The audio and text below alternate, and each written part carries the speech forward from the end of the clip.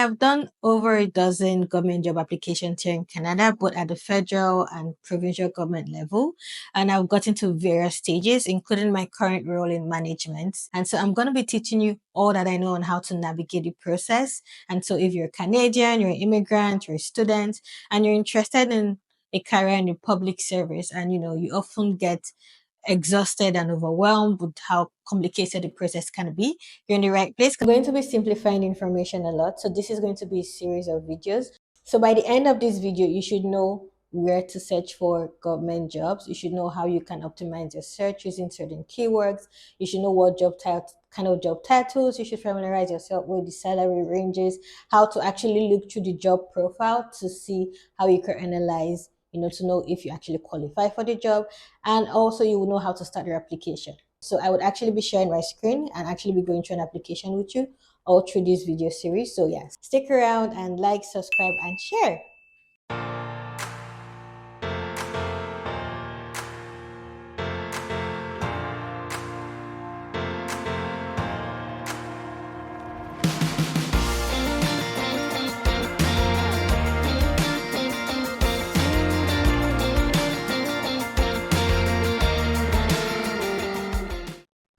In the description of this video, I've included the links to all of the job boards of the provincial government here in Canada, including the federal job board and also the municipal job board, where you could filter by your city to look for jobs. But for the benefit of those who are curious as to how I got those links, you just have to type in Google Government Jobs Canada and you would get search results. And if you scroll down, you would get to see the different provinces. You have to go through all of the pages, but um, a simpler way you could also do this is depending on where you are. So if you're in Alberta, for example, you just have to click Government Jobs Alberta, and then you would see the job board for the Alberta government. For this video, I'm going to be using BC, so Government Jobs British Columbia, and I highly encourage that whenever you get to the homepage of any government job board, please do read through, so you can familiarize yourself with what their process is and whatever resources that they have to offer. So as an external applicant, you're going to click on this external applicants, get directed to this page where you would be able to filter and search for jobs. So something that I like to personally do is to not restrict the search as much, especially if you're new to applying. And one of the reasons I like to do this is because, how job titles may be described in the private sector may be a little bit different from how they are described in government. So again, if you're not familiar with what terms that are used, you may end up, filtering and missing out on opportunities that you may be otherwise qualified for. And in some cases, some job titles can be very generic. So for example, policy analyst, senior policy analyst, but again, the job description for that particular role may be slightly different. So again, do not allow job titles to kind of discourage you. You always have to go through the job. So personally, I always like to filter by remote or hybrid. But again, if that's not something that you care about, you can leave that open.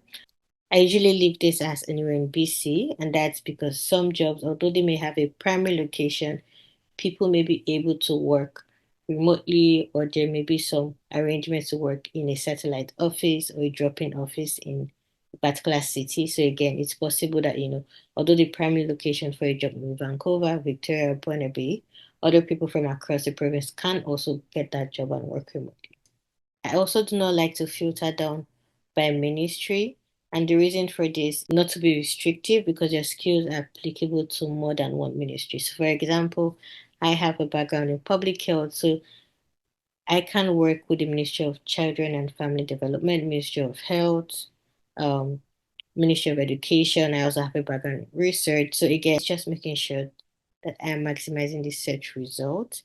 But if you're someone who, you're interested in particular ministries, of course, you can go on to search by ministry. But then I also find that it also saves time if I just broadly search and I see all of the search results. And I would briefly explain this. So you have the ministry, of course, where you get the ministry, the name of the ministry, the requisition number, which is the title of the job competition number for documentation. And then you have the job title. So again, I would always recommend that if it's your first time, applying for government jobs, actually go through a couple of positions and familiarize yourself the job titles and what the jobs may be about, because again, it's maybe different from how it's described in private, and in some cases it may be generic, and so that you know you're not just disqualifying yourself for a job that you actually qualify for just because of the job title. So please always search union, so you could see if it's a union job or it's a non-union job.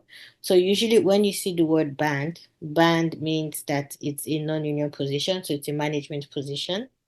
And then you see the work option. So you remember I filtered by hybrid or remote. So that's why I have hybrid positions come up. And then the location, sometimes you have just one location, but in other times, again, like I said, you have a primary location and other locations, multiple locations where people can actually still work from. So that's why I do not filter by particular location, because again, I want to make sure I'm seeing all of the possible jobs I can see. The date opened is the date the job was posted, and then the close date is the deadline to which you should apply. So always take note of this close date, because again, you don't want to start an application and then you forget about it and then you miss the deadline for the application. For the purpose of this video, I'm just going to go through this position, which is a click 9 position. The numbers have a meaning. So 9, 12, 15, 18, 21, 24. So those are kind of like how the hierarchy to the job. So Click 9 is considered pretty basic entry level. And if you're curious to know what the salary ranges are depending on the position, you could just Google salary lookup tool. This is it. I'm going to include the link in the description. And then you could see different jobs and levels. The job position we're looking at just now, this is a Click 9. So you click on the Click 9 and then you would be able to see, you know, the annual salary, monthly salary, and what you would expect to receive bi-weekly and hourly. Usually it's a bi-weekly payout. And so what this step means is when you enter, you're usually entering at the step 1, and then on your work anniversary dates. So let's say, for example, you start September 18th, 2024. It then means that by September 18th, 2025, you get to step 2 and your salary gets increased. September 2026, you get to step 3. Yeah, that's if you stay in the same job. So generally, I always recommend that, you know, for people who have bachelor or, you know, postgraduate degrees, especially if you're a master's for PhD, you should start probably from applying from 24, 27 and up positions, especially if you have experience. And close this for the application. This is a regular full-time job, and this is the ministry. Of course, highly encourage you again to make sure you're reading all of the details in your job posting, and then especially the education and, you know, experience requirements, because again, you want to make sure that, you know, you have the qualifications and the experience to get the job. So again, this is a very basic entry level job. So it's grade 12 graduation. So this means that, you know, people who have this experience or this other experience may be preferred. But again, do not allow preference statements to discourage you from applying for a position. They're there based on, you know, it's a nice to have, not necessarily a must have in most cases. So if you know you qualify and meet, you know, most of this, then you should go ahead to apply. And so here it talks about, you know, the candidate would be allowed to work for up to 2 days a week, subject to a telework agreement.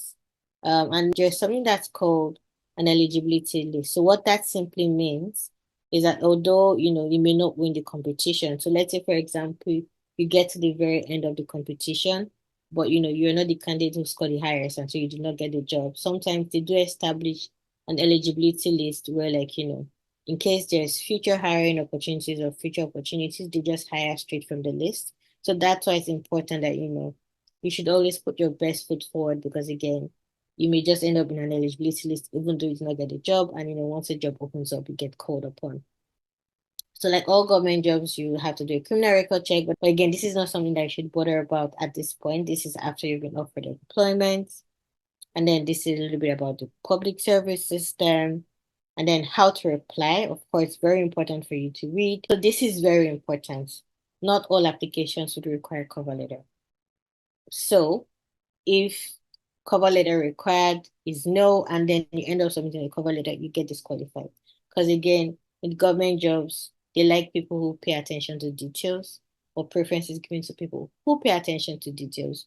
So every details matter. So as far as it's stated that cover letters are not required, do not submit a cover letter.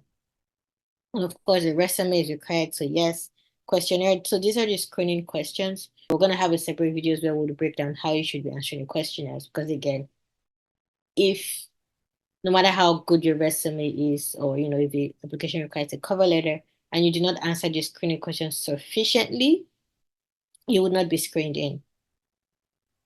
So you want to download this job profile. That's because the job profile actually contains the more extensive requirements and what the job duties are.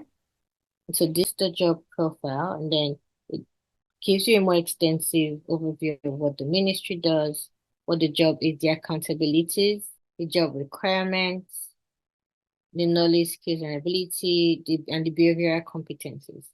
It gives you a better overview of all of the responsibilities that you should be able to carry out in the job.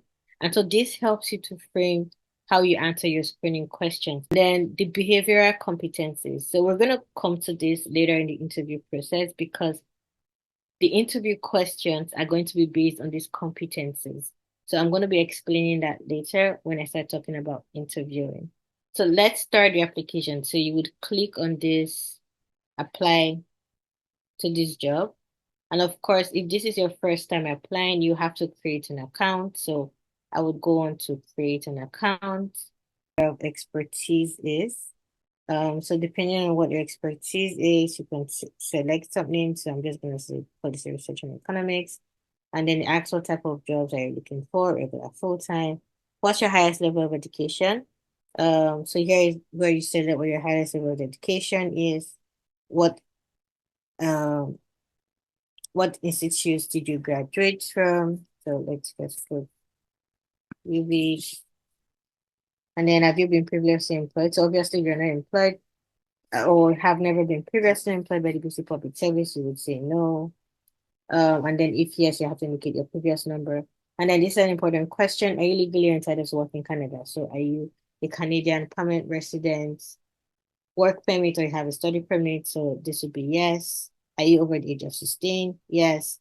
If you speak languages, you indicate yes. And then this is where you actually have to put your resume. And the next video is going to concentrate on how you should actually craft a good resume. So let's just put something in here so we'll be able to go through. And then would you be like to be considered for other positions? So of course you would put yes. This is because in case there are other postings, you would be notified. And then click yes, yes, and then you could click on next. So step 2 is where, again, you have to go through the screening questionnaire. So this is what the screening questionnaires look like. So this is the next page on cover letters. So again, this step is optional. So again, like I mentioned, if the job does not explicitly say in the initial job description that a cover letter is required, please do not attach a cover letter, because it does mean that you do not read and pay attention and you do not follow instructions. So in the case where a cover letter is not required, like this job, all you have to do is cover letter not required. The last page, so when you finish filling the job, this would be the last page, and then you can finish and submit. But again, we're not finishing this because this is just for practice sake, so you could see an overview of what the application process looks like. Congratulations, now you know how to actually search for government jobs and how to start your application. So now it's time for you to craft your resume and your cover letter. In the next video, I'll be providing with sample resume and cover letters, and also other interpretive job guides that describe the expectations of what should be in your resume and cover letter. So stay tuned and go watch the video. And if this series has been helpful to you, please remember to like, subscribe, and of course, share with a friend. And if you have any questions, you can put them in the comment section. Happy to help.